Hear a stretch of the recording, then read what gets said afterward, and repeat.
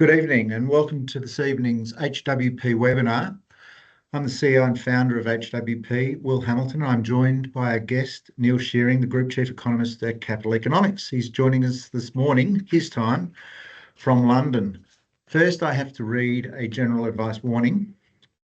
So the information contained in this webinar has been provided as general advice only. The contents have been prepared without taking into account your objectives, financial situation or needs. You should, before you make any decision regarding any information, strategies or products mentioned in the webinar, consult your advisor to consider whether that is appropriate, having regard to your objectives, financial situations and needs. Neil leads a world-class team of economists and oversees the firm's global research agenda. He's a trusted voice in international finance. Neil is known for his clear, insightful analysis of the global economy, insights that regular feature in the Financial Times and other major publications, as well as on TV and radio. Before becoming Group Chief Economist, Neil built his reputation as the firm's Chief Emerging Markets Economist, earning multiple awards for forecast accuracy and guiding capital economics operations in New York. Early in his career, he served as an economic advisor at Her Majesty's Treasury, working on fiscal policy and global economics. Neil holds a degree in economics from the University of York and the University of London. He also is an associate fellow at the Global Economy Program at Chatham House. And he's written a book, which he's going to talk about this evening. His first book, I'll just hold up here, The Fractured Age, which he will be discussing with us this evening, and it was published in August. I'm an avid reader of economics books, and I've read 3 in the last month. But what impresses me about this book is he's not looking back, as most do, and discuss where we are today and how we got here. But what Neil's doing in the fractured age is looking forward and trying to project where we are going and why. I'm going to hand over to Neil now, who will talk for 25 minutes, and then we'll open things up for questions. So thank you, Neil, and welcome. Thanks very much, Will. Thank you for having me. Good evening, everybody. I'm going to use those dreaded words, I'm afraid. I'm going to share some slides. So bear with me a moment. And you should see some slides. So as Will said, I'm going to talk to you about my new book, The Fractured Age. And this is about a book about global economic superpower rivalry. It's about the US against China. It's about the future of globalization, and it's about the future of the global economy. I'll talk a bit about what fracturing is. I'll talk about how the return of Donald Trump to the White House is affecting the geopolitical balance within the global economy. And I'll talk about the economic consequences of all of this. But before I start, what is fracturing? It's a slightly abstract term. Well, like all good ideas at Capital Economics, it was born out of challenging the consensus. And the consensus view in 2016 was that the world was turning inwards, Trump was putting up tariffs, other countries were responding, particularly China. And as economies were turning inwards, we were going back to the 1930s. We were going to have a period of deglobalization. But when we looked at the data, it was really difficult to see that. So you see here, this is global goods trade as a share of world GDP.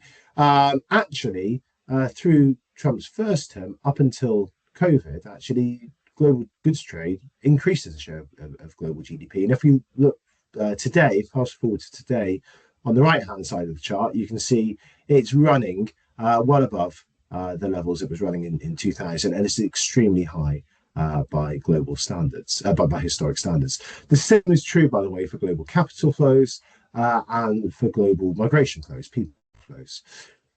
So there was lots of rhetoric about deglobalizing and turning inwards, and that was evident everywhere, apart from the data. So we looked at the situation. We thought, well, what's changed? Because it's evident that something has changed. And the more we looked at it, the more we came to the view that the defining feature of the global economy over the past decade has been this deepening rivalry between the US and China. If you think back to the 2000s, China was supposed to emerge as this strategic partner to the US. As we integrated China into the global economy, it would liberalize economically, maybe even politically, and it would become more Western. And clearly that has not happened, particularly since Xi became leader of China in 2012.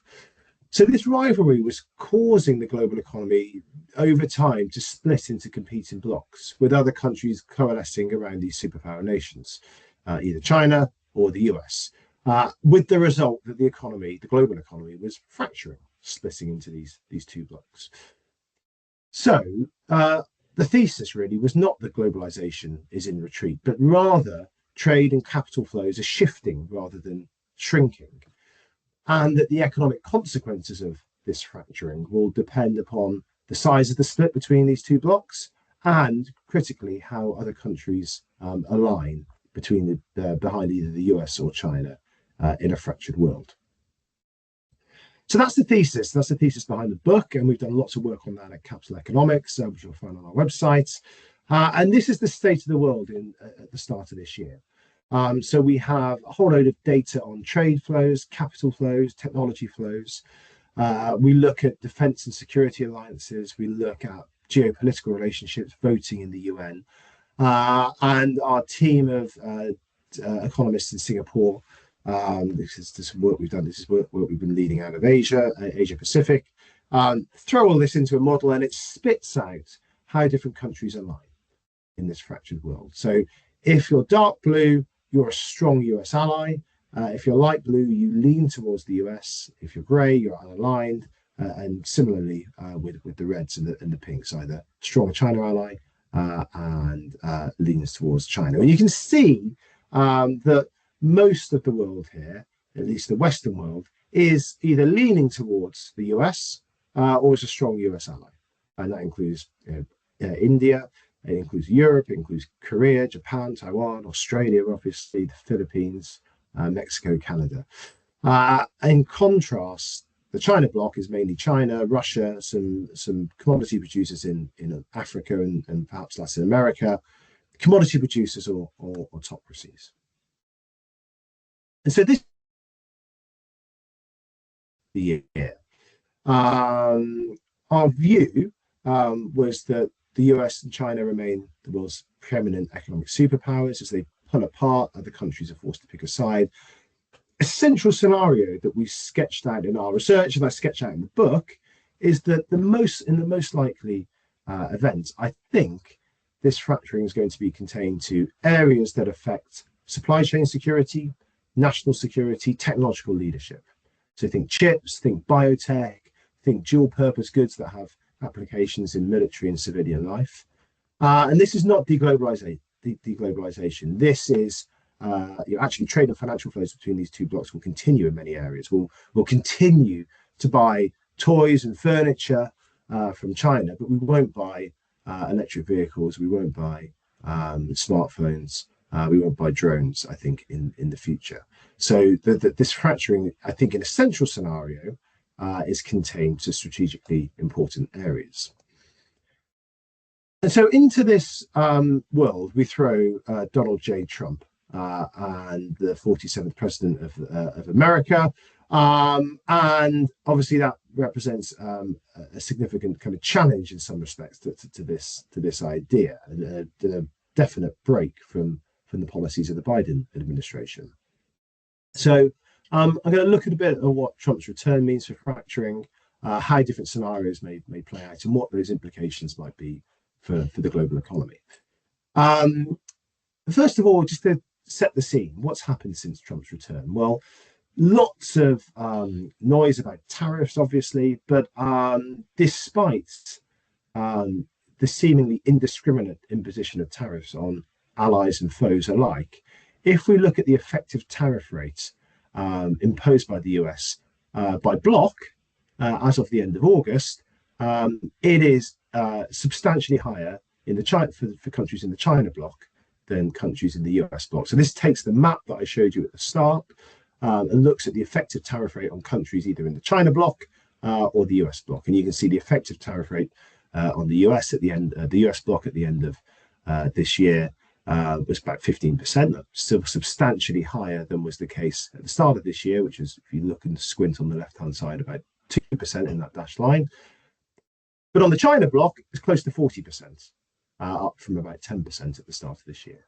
So some evidence in the tariff policy that the US is punishing China and allies of China more than it is punishing and putting punitive tariffs on US allies.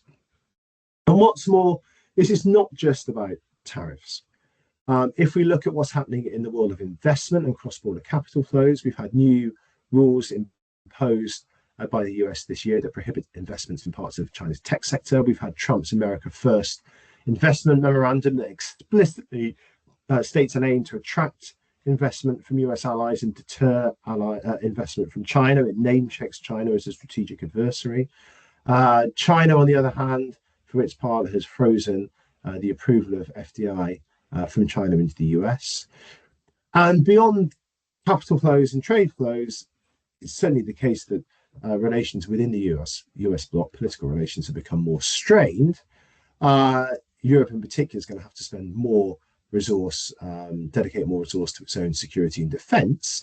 But there's been no fundamental breakdown of NATO, for example. The US has not pulled the rug from underneath Ukraine.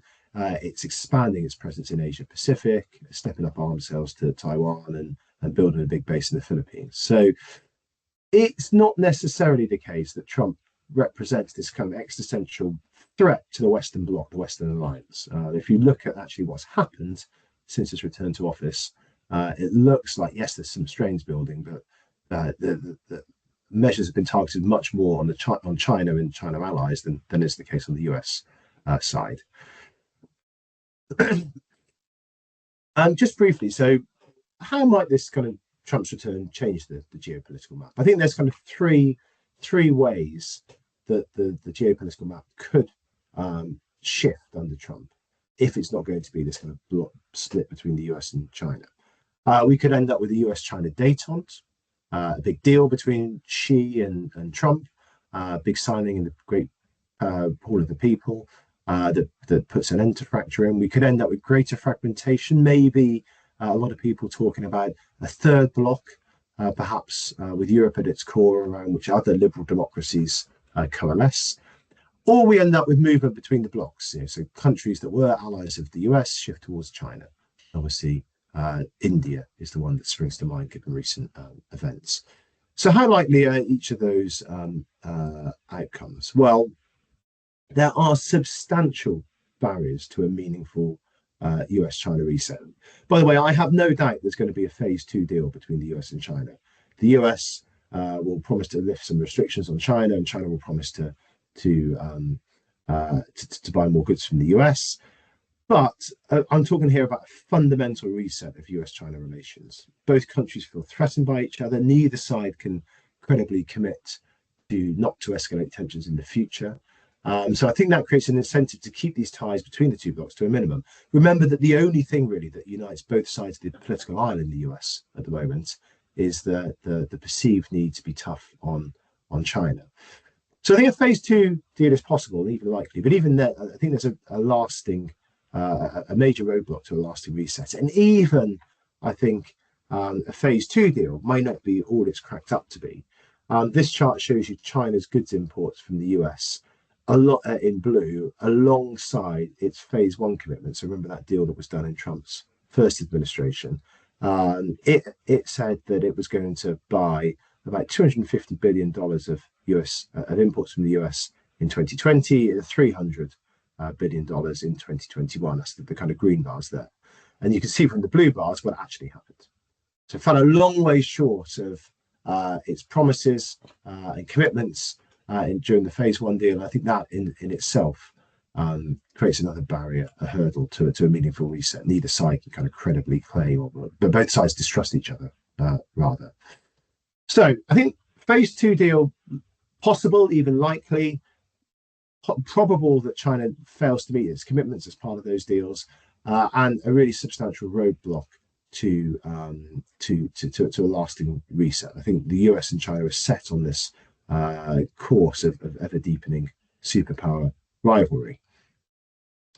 So what about the other alternatives? What about the possibility that we could see a third bloc emerge around which other liberal democracies start to coalesce? Well, I think it's possible, and there's certainly been a political shift within the US bloc. So if you look at the alignment with the US how countries align with the US at the UN General Assembly, you can see here that by and large, US allies during the Biden administration sided with the US in the UN General Assembly about 3 out of 4 times, about 75% of the time.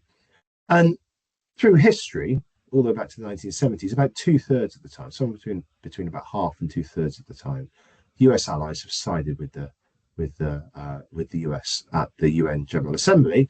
And then look towards the right-hand side of this chart. During Trump's second term, only 1 in 4 times have we seen US allies siding with the US at UNGA. So there's clearly been a shift, a political shift within the US bloc. Now the question is, what would that mean if we were to start to see a third bloc emerge? I mean, it would be a very, very different global economy. So this shows you a breakdown of global GDP in 2024, split potentially 3 ways. The red block is China, the blue block, China and China allies. The blue block is just the US, because the US is on its own. And the green block is the Western democracies that currently align with the US, but supposing that they align around the EU instead. And you can see that rather than where about 2/3 of GDP is kind of in and around the US bloc, actually the US bloc is about 25%, just the US. We have a much bigger third bloc around, for example, Europe. So this would be a very, very different global economy with very different economic outcomes that I'll come to. However, I don't think it's going to happen. For a start, I don't think there's a natural leader for a third bloc. Everyone points to Europe, but Europe moves very slowly. It governs by consensus. These are not qualities that you necessarily need to lead in a world characterized by greater geopolitical competition. Generally, in this fractured world, Europe has followed rather than led. You see that through, for example, moves to strip out Huawei from technology. Right? Europe was dragged kicking and screaming into this. And what's more, Europe doesn't really have the technological leadership. So if you look at the world now, this shows you critical and emerging technologies and the leaders within that. I mean, it's the US and China, right? Europe's nowhere to be seen. Yeah, you can make a case that there's Japan and Korea that's quite close if you put those two countries together. But really, in kind of the world of technology, it's about the US and China. So I'm deeply skeptical for political and technological as well as economic reasons that there's going to be a third bloc around which others will coalesce. Which leaves the possibility of greater fragmentation within the US bloc. That was the third of the possible outcomes that I mentioned under Trump. And when we look at the effective tariff rate imposed upon other countries by the Trump administration, you can see that the G7, excluding the US, is somewhere around kind of 10 to 15%. The rest of the world, a similar amount. The BRICS, excluding China, the 30% in China itself now effective tariff rate of 40%. So if we're going to see countries shift from the US to the China bloc, a place to start would be the BRICS, excluding China. And most obviously, we have seen over the past month or so, India moving away from the US and more closely to China. And really, India is a big prize in this fractured world. It's the world's 4th largest economy. It's got the largest population. It's a low-cost producer. So it has some, and it's a major player in Asian politics. So it's a prize for both sides, and both sides have actively tried to court, or the US certainly has actively tried to court India over the past 5 years or so. However, I think there are quite major barriers to having India as a very close ally of China. There's a continued dispute over the border that frequently threatens to break out into outright conflict. China has extremely strong ties to Pakistan. When Pakistan and India came into conflict in May, it was Chinese fighter jets that were shooting down Indian fighter jets. There's, in addition to issues around border security, there's also issues around water security now. China building an enormous dam in Tibet that has concerned Indian leaders around water security. India, more generally, is deeply skeptical about the benefits of getting China or the costs of getting Chinese technology embedded in the Indian ecosystem. And there's an economic angle to this too. If you look at the number of trade actions taken by US allies since Trump's return to office, the actions taken against the US here shown in blue, the actions taken against China shown in red. And because it's a diffusion index, if the line goes down, it means you're taking more actions, more harmful actions against each side. And so despite the kind of imposition of tariffs by the US on its allies and some retaliation, you can see the blue line going down there, US allies, trade actions by US allies against the US, we've seen a much bigger increase in new trade actions by US allies against China. So this speaks to these economic concerns, and they're front of mind in Delhi too. And this is the reason for it. If you look at China's trade balance, it used to be that China ran this enormous trade surplus with developed markets.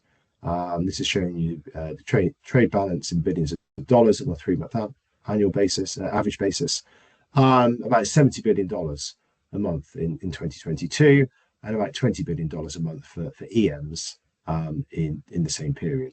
Now, if we look at it, we're starting to see China run actually a larger trade surplus with EMs, the blue line, than it does with DMs, the green line. So yes, India has moved a bit away from China, a bit away from the US and closer to China, but I think there are some quite big barriers, concerns on the economic front, political front, and technology front that will prevent India becoming a very strong ally of China over the coming years. So, where does all of that leave us? I'm going to wrap up soon and hand back to Will for Q&A. Well, I've called Trump here mercurial. That's one way of putting it. But it certainly increases the range of possible outcomes that we get in the global economy over the next 4 or 5 years. However, my sense is still very strongly that the US-China divide is going to global economy, and then a reasonable base case is this fracturing remains contained to geopolitically sensitive areas. But the extent of the fracturing and the composition of the blocks still remain extremely uncertain, and that's going to shape the economic outcomes. And the biggest risk for the US is that Trump's policies push some countries closer to China, India being the most important of those. So, where does that leave the world? Well, but keep in mind that trade between the US bloc and the China bloc, as things currently stand, is only about 15% of world trade. And if this is if fracturing is contained only to geopolitically sensitive areas, then only a fraction of that trade is going to be effective. The US itself only accounts for 8% of global imports. So Trump's tariffs, daft economic policy though they are only affecting less than 1/10 of global trade. So I think it's most likely that trade flows shift rather than shrink. And I think the same thing is true of global capital flows. They'll remain extremely high by historic standards, but there will be a fracturing in these flows. Private flows, particularly private investment flows, particularly to China, are going to remain extremely under pressure, I think. But China will continue to have to invest in US dollar assets, and I'll come back to that. Now, here's a breakdown of the global economy as by share of global GDP in a central scenario where India just about hangs in the US bloc. And there's a couple of important things to take away from this. The first is that the US bloc is larger than the China bloc. You can see it accounts for about 2/3 of global GDP, the China bloc about 1/4. But just as importantly, the economic diversity of the US bloc is far greater than the economic diversity of the China bloc. Now, what do I mean by that? If you look at the makeup of the US bloc, it includes obviously the US, Japan, Germany, so large manufacturers, Canada, Australia, large natural resource producers, the UK, knowledge economy, Korea, Taiwan, high-tech economies, and of course, India, Vietnam, Mexico, Turkey. So low-cost producers, Poland too, low-cost producers that mean that if trade starts to shift, you can shift it to another low-cost producer and retain some of the benefits of globalization. In contrast, if you look at China's bloc, it's really just China. It dominates its bloc to a far larger extent than is the case with the US. And it's China and it's Russia and it's Venezuela and Iran. It's kind of commodity producers, autocracies, and frequently both. Now, what that does is it means that China has a lead over the US when it comes to procuring commodities, particularly those needed for the green transition. So if you look here, this is showing you a breakdown of the production of commodities by geopolitical bloc. Most of the world's cobalt comes from the China bloc. The same is true of rare earths. The same is true of coal, zinc, and so on and so forth. So China has a lead over the US, particularly when it comes to securing supplies of minerals, key minerals. But when you look at the world of technology in particular, actually, although China is able to compete in many areas with the US, it's struggling to compete in areas like advanced semiconductor production. All of that still happens in the US. And what's more, when China is able to compete with the US at the technological frontier, it's only as a result of enormous industrial subsidies, perhaps worth about 5% of GDP in China, directed at Chinese firms by the government. And that's having adverse consequences elsewhere. Yes, we get global leaders like BYD and Huawei. But look at this chart. We see that the loss-making share of China's industrial firms has jumped from about 10% to about 30% over the past decade. So these industrial subsidies are allowing China to compete at the technological frontier and creating these enormous industrial technological leaders like BYD. But there's a long tail of loss-making companies now. So we're getting productivity growth slowing in China as a result, and weaker growth. So winners and losers from fracturing. The world's going to be worse off if we start putting barriers up, even if it's kind of just contained to strategically important areas. The world will be worse off. But those costs are manageable. If those barriers are contained to strategically important areas, global GDP, I think, will be about 1% lower than would otherwise be the case. If the US can keep its bloc together, then those costs are going to be greater for China, because the US benefits from both a larger economic bloc and greater economic diversity within its bloc, which allows it greater flexibility, affords it greater flexibility, makes it easier to adapt to the challenges posed by fracturing.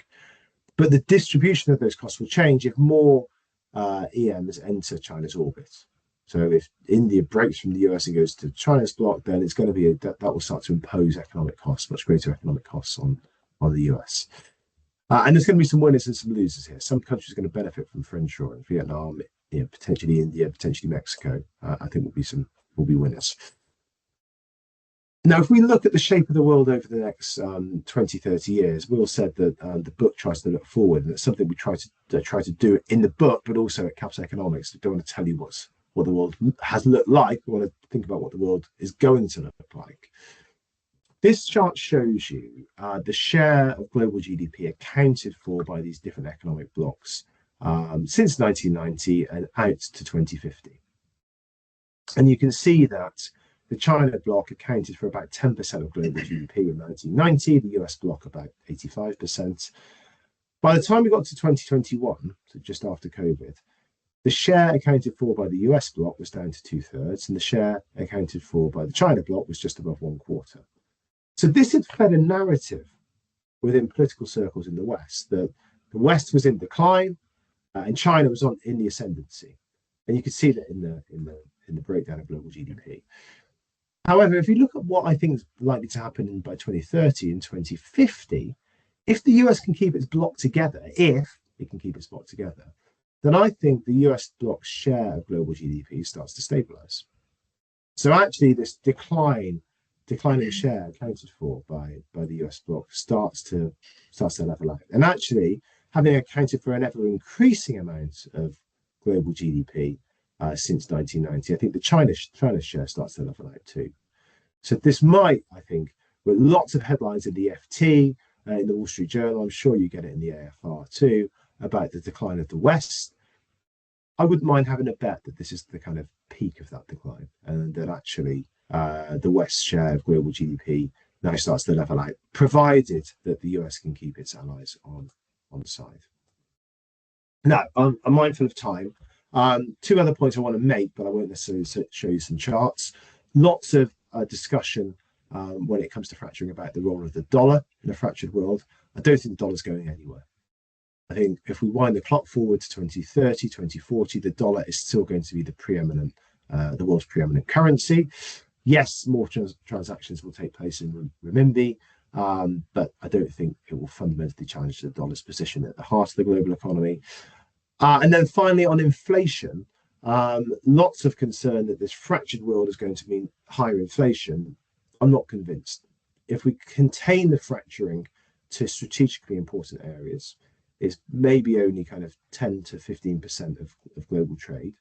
And if some of that trade doesn't necessarily go back to the US, by the way, that production doesn't go back to the US or Europe, it just goes to another low-cost producer within these geopolitical blocks, we retain the advantages of low-cost production. So more likely that we get more volatile inflation than we do necessarily higher inflation in this fractured world. So, summary. Fracturing, I think, likely to remain centered on US-China competition. This is the key fissure. No deglobalization, but some efficiency losses, about 1% of global GDP. So significant, but you're overwhelmed by other forces. Those costs unevenly distributed, China more at risk than the US at this stage, and the US remains the world's largest economy, but really dependent upon the US keeping major emerging markets, but particularly India, Mexico, Vietnam within its bloc. Inflation more volatile rather than higher, and the dollar, whatever happens, I think, remains the world's dominant currency. I'm going to hand you back to Will now, and we'll do some Q&A. Thank you, Neil. Look, that was fascinating. And look, please ask some questions. If you'd see the Q&A button up the top, and if you type in your questions, I will pass those on to Neil to ask. But look, if we go back a couple of charts, and you talked about commodities, etc. And one area which has had a lot of discussion in Australia and very much, this one here, and it's called rare earths there, or critical minerals. They're central to your thesis. So how vulnerable are supply chains, and which countries are best positioned, do you think, to benefit from this?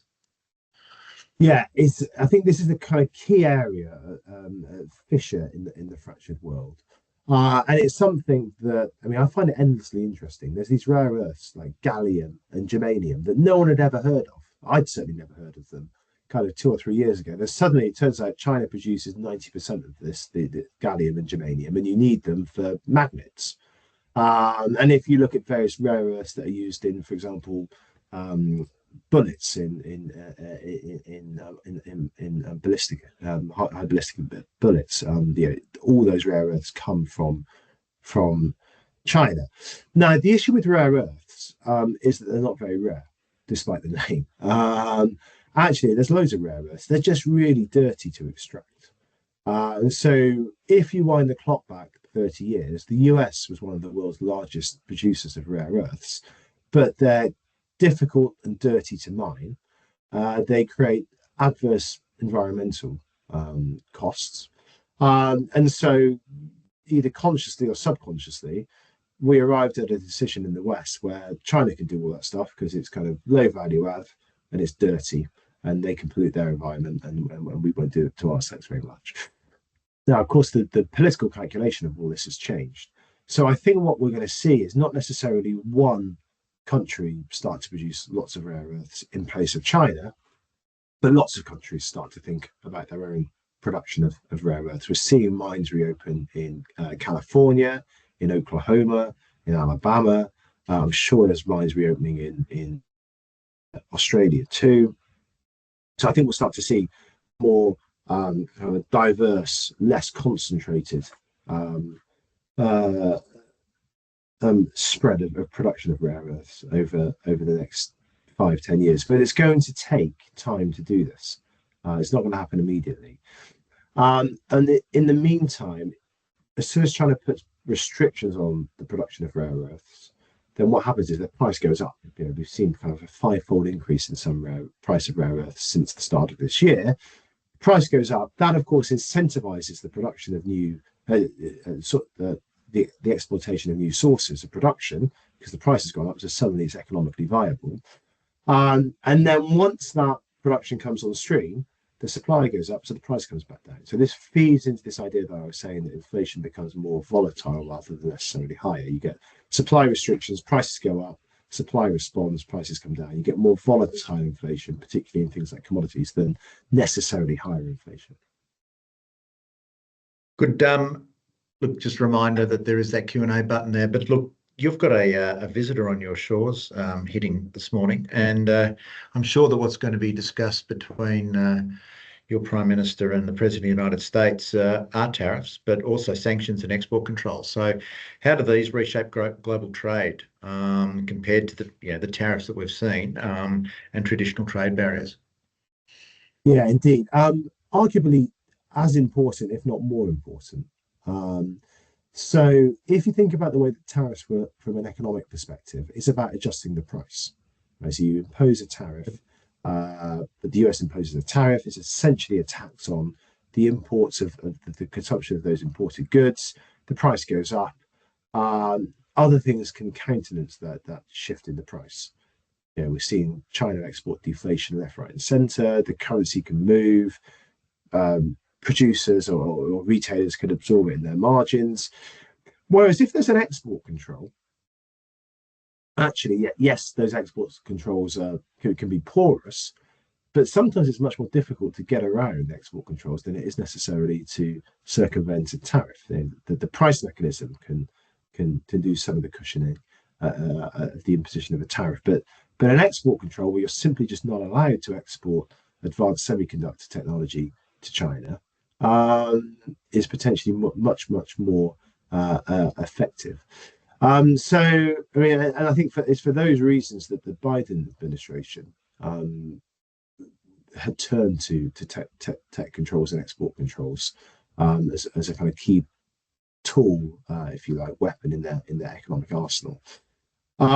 So it's obviously not something that's necessarily favoured by Trump himself, but I think others within the Trump administration still see a role for these controls. And I think it's something that, particularly if we get a shift back from Republican to Democrat president in the next administration, we're going to see as a kind of permanent, semi-permanent feature of economic diplomacy. Just leading on to that, there's also been discussion on technology standards as a new fault line, which you also bring up in your book. And this is also being, you just talked about Biden bringing some of this in, but it has been reinforced here with things like NVIDIA, but also China blocking certain US technology as well. So which sectors, AI, semiconductors, cloud, where do you see the greatest divergence? Yeah, so there's a whole chapter in the book on technology flows and things other than kind of capital flows and trade flows, because that tends to be where we focus. But technology, commodities are arguably as important, if not more important. And I kind of identify a few areas. I mean, semiconductors is the most obvious, but it's not the only one. Biotech, pharmaceutical, I think that's an area that's going to come under increasing focus. There's a whole litany of goods that we call kind of dual purpose goods that have applications in both civilian and military life. Drones being an obvious one that I think will come under increasing focus and potentially subject to controls. There's this thing I'd never really heard of it, but researching the book, I came to become a bit fascinated with it. There's this thing called the Internet of Things, which sounds a bit kind of amorphous and ambiguous, but it's basically the kind of central nervous system of the modern economy. It's all the kind of sensors and switches that make our smart doorbells work and our smart light bulbs work and our smart cars and smartphones work. And almost all of those sensors and switches are made in China. And I have a hard time believing that that's going to be the case in 10 years' time. So yeah, NVIDIA and advanced semiconductor technology and the component parts of that and machinery that goes into it, like the lithography machines that are produced by ASML, obviously that's going to be a focus. But I think increasingly EVs, smartphones, Internet of Things, dual use goods, biotech, pharma, they're going to come into focus too. We have a question from the audience. Many economies in the US bloc are running debts exceeding 100% of GDP, potentially even at unsustainable levels. How might this impact the long-term ability of the US bloc to compete compared to China? Yeah, good, really good question. I would tend to separate those two things out.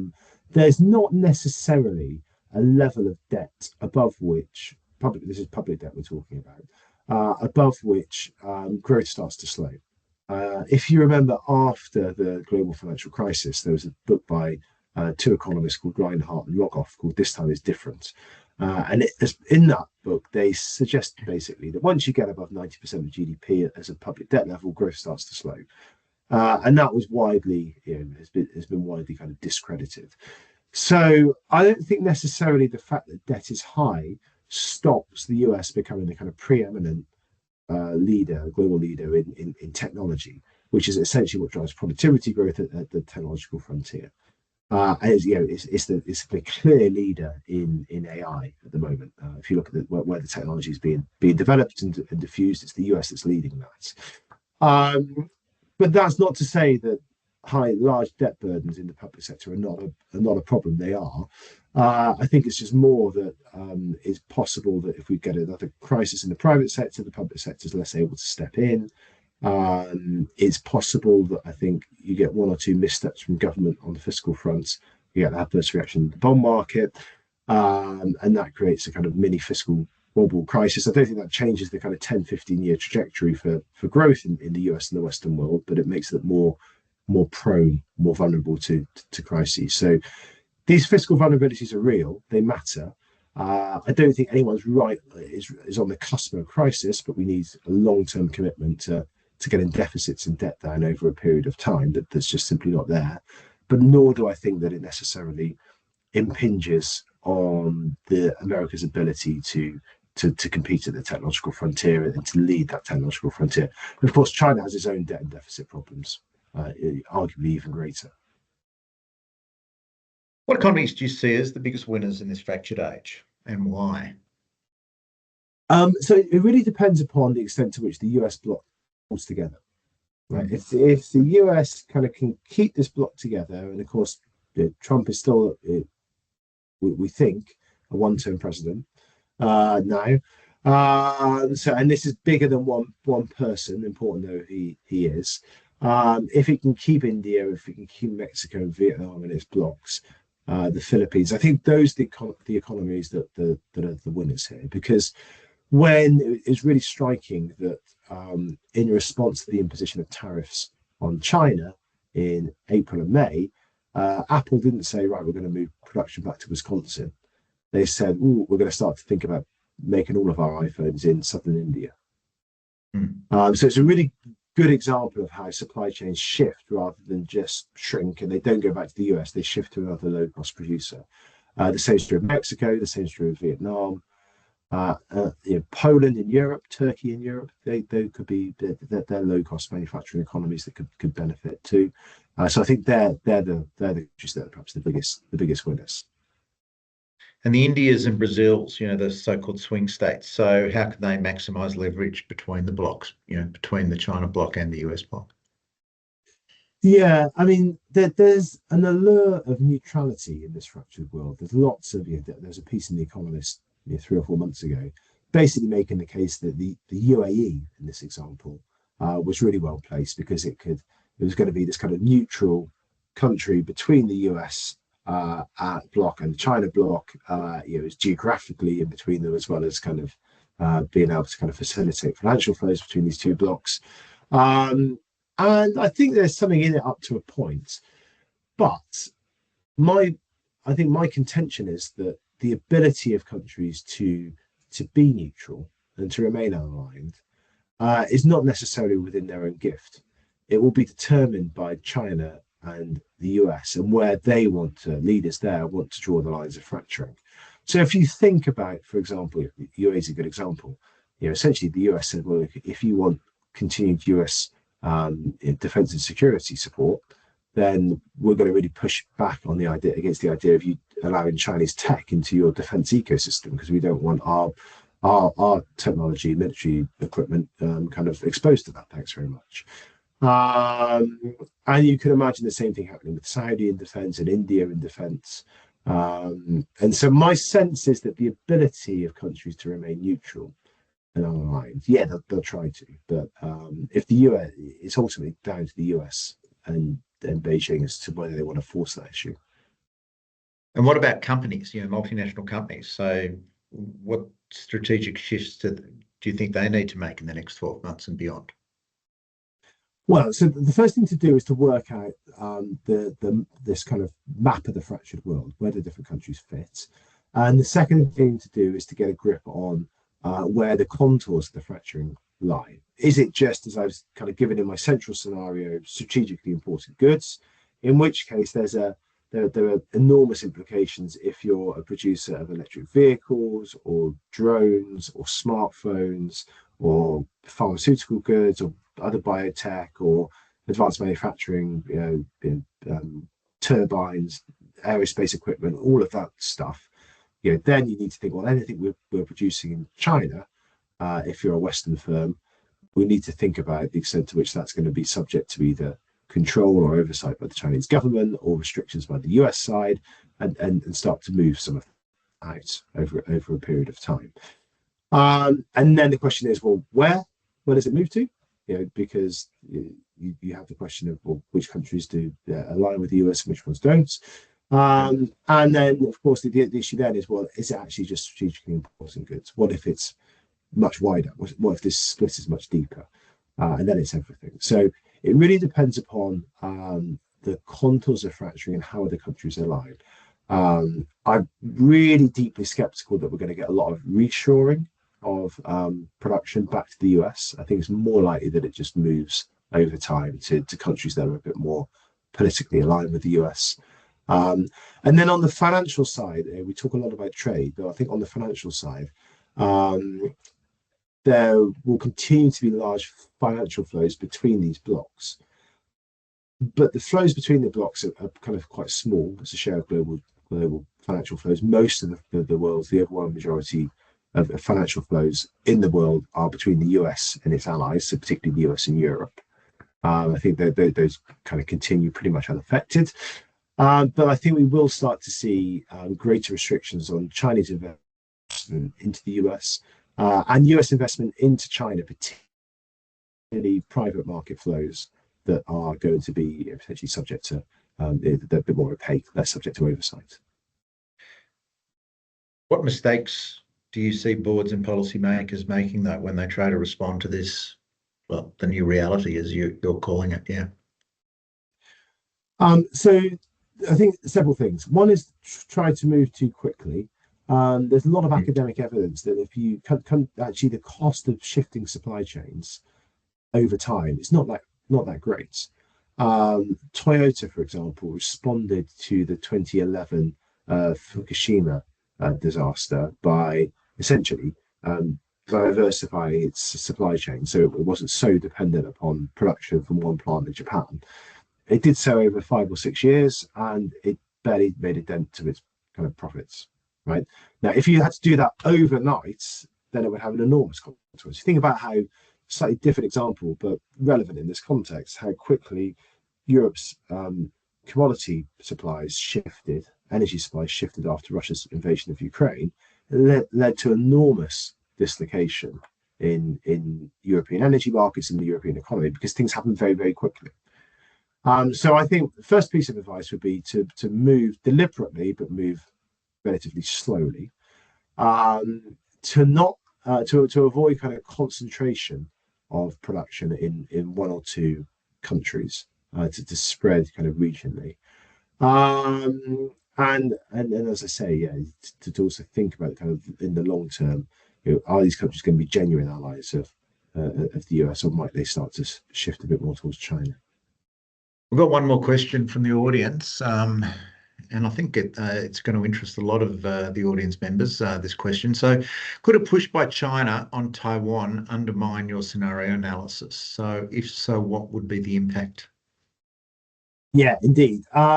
So there's a slide here, and there's a whole chapter in the book, chapter 8, where if you're feeling particularly kind of breezy, which was reproduced in the AFR, if people want to search it. Yeah. Yeah, actually, that's a good point. Yeah, it's in the AFR. There's a piece on Taiwan in the AFR that I wrote from the book. Yeah, summer's coming in Australia, so you're feeling upbeat. Read chapter 8; it'll bring you back down to earth, because that's about how it can all go wrong. And of course, one of the ways it goes wrong is that the US pushes away its allies. America first really becomes America last. You get this deeper split between blocks. Maybe that's another way it goes wrong. But warring blocks is another way it could potentially go wrong. And there's lots of different ways you can envisage that happening. War over islands in the South China Sea, for example, accidental conflicts there, but Taiwan's the big one. Now, when we think about Taiwan and China's kind of conflict over Taiwan, trying to retake it, I think inevitably in our minds it kind of conjures up, or at least in my mind, it kind of conjures up images of kind of D-Day landings, amphibious landings on beaches in Taiwan by the PLA. But actually, most military experts would suggest that that's quite difficult, and B, is probably not necessary. It's things like economic blockades that are going to be potentially more painful than perhaps the first way in which this develops. So it slightly depends upon what form Chinese pressure on Taiwan takes. I think in most cases, it's tempted to think that China would just throw Taiwan under the bus and do a deal, but that would really mean that the US is ceding any kind of control or hegemony in the APAC region to China. China then becomes this undisputed kind of dominant power in the APAC region. So I think that would be deeply difficult to do from a kind of political perspective in the US. And the key channel through which that then has an impact on the global economy is both through investor confidence. If there was some kind of conflict, we'd start to see kind of sell-off in markets, credit spreads widening, etc. But the flow of semiconductors fundamentally, in the same way that Russia's invasion of Ukraine fundamentally affected the flow of energy to Europe.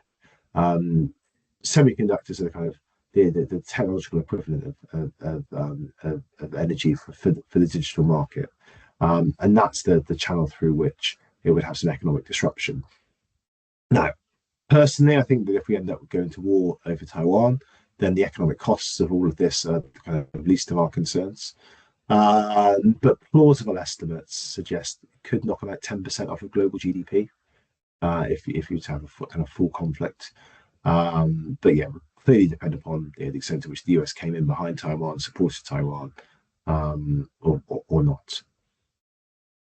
As a final question, just very conscious of time, but if we were to hold this webinar again in 10 years' time, so 2035, what could surprise us as we look backwards? But this is about, as we said, the great thing about this book is that it looks forward, about how this fractured age unfolded.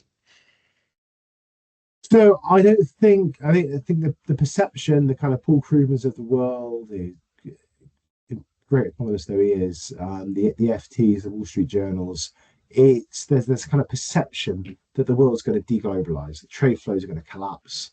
I think actually the thing that's going to surprise us is that trade flows are not going to collapse, nor do I think the capital flows are going to collapse. I don't think that the dollar's position in the global economy is going to be fundamentally challenged. It will diminish a little bit, but I don't think it's going to be fundamentally challenged. And as I said earlier, I think that if the US can keep its bloc together, then we could just about be at the kind of peak of Western decline, as it were.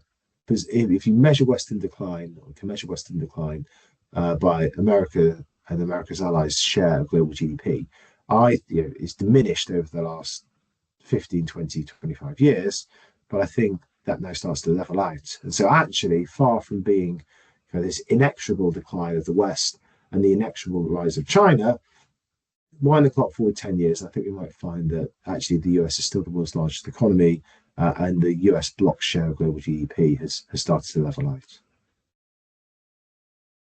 Neil, thank you very much. You're doing this in the morning in London. To the audience, thank you for attending and for your questions. This is Neil's book, The Fractured Age. I know you can get it in 24 hours on Amazon, so I do suggest those that are interested go onto Amazon and you can get it. It'll be arriving within 24 hours. Thank you. Have a great day, and thank you everyone for listening. Thank you. Thanks for having me. Thanks, Neil. Bye.